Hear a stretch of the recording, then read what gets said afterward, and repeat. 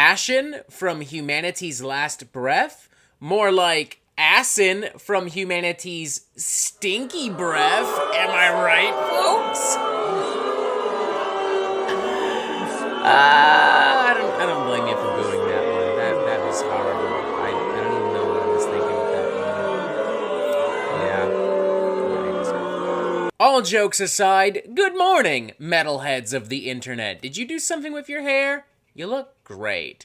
And welcome to a brand new episode of the Metal Meltdown. Today we are talking about Ashen, the latest studio album from Humanity's Last Breath. This, I believe, is the fourth full-length studio album from this Swedish progressive deathcore and death metal crew, who I think I've talked about before here on the Metal Meltdown in some capacity. I just can't remember where or when, and what I actually thought of Humanity's Last Breath in that moment in time. What I thought about the album or EP or song in question. So I guess for all intents and purposes, I went into this blind, having a faint idea of what to expect based on some little blurbs and social media bios I had read online, but not really knowing enough to know whether or not I should be super excited or absolutely fucking horrified. What I can tell you right off the bat is that sonically and tonally,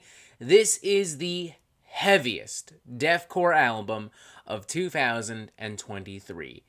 Period. At times, it's an outright oppressive record, crushing and swallowing you within crescending waves of darkness and metallic brutality. It has an incredibly dense, ominous, dare I say, apocalyptic atmosphere and vibe and feel, and a slew of grooves and beats and vocal displays that absolutely pound down on the soul itself. Impressively, though, it is these things not because it is non-stop, uncompromising, extreme metal brutality. Impressively, instead, it is this because it actually takes its time. It has these more spacious moments.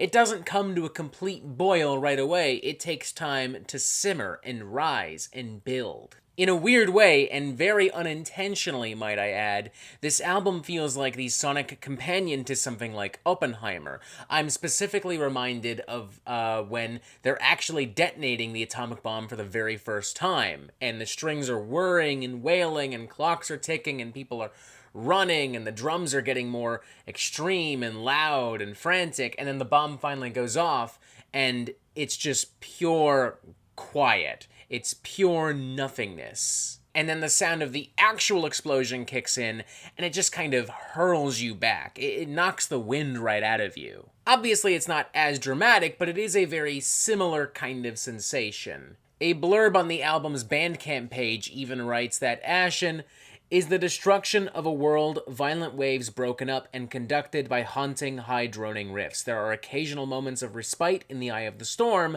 but there's always another wave coming. The album's opening number, Blood Spilled, for instance, is filled with explosive beatdowns, violent, depraved, anguished vocal outbursts, a slew of slow-paced, haunting, droning sections. There are guitar chords and progressions here that are genuinely somewhat uncomfortable and unnerving, and the very slow-paced percussion combined with the agonizing vocals, it genuinely sounds like somebody crying out from the void. You can practically feel their heartbeat as if they're still clinging on to whatever life they have left. Lifeless, Deathless as well is filled with some absolutely massive, monumental grooves, very cathartic. It genuinely feels like I'm slowly marching to my death throughout this song. Then there's Instill, which very skillfully and smartly pairs foreboding, menacing choral vocal work with some more erratic, swelling guitar riffs. It does a great job at communicating the absolute chaos and dread of the moment, and I love its transition later on into what I can only really describe as extreme blackened deathcore. The emotional urgency, the weight, the ferocity, the pounding drums, the tremolo riffage, the monstrous vocals, it's honestly kind of incredible. Probably my favorite moment on the entire record, if we're being honest here. though a close runner-up might be Linger, even if only because it's the only time on this record we get close to something that's, like, kind of fun. I mean, it's still dark and fucked up, don't get me wrong, but there is a little bit more momentum and energy and groove here, and this kind of feels like something that maybe Meshuggah would have done if they ever decided to go into more of a deathcore, metalcore kind of route. As amazing as all of this is, though, I can't sit here and tell you that this record is amazing from start to finish and that it is without fault, because that is simply not, unfortunately, the fucking case. For one, I do feel like the record loses a bit of its steam as it goes along. I do feel like the best material is on the first half of this record. The second half, still effective, still gnarly, but not nearly as memorable, not nearly as exciting, and if we're being honest, maybe just a little bit more one-dimensional and derivative. The bigger issue for me, though, is the mixing and mastering. This thing is so over compressed, even on like a low to medium volume. It clips on a regular basis. On a super high volume, it basically sounds like I'm just listening to someone blasting shit out of a terrible broken subwoofer. I get that we're trying to create this very consuming and crushing kind of atmosphere, but I can't help but feel that we can do that without absolutely fucking shit up behind the scenes. There was simply no need for this to be this compressed, and I will fight anyone suggesting otherwise.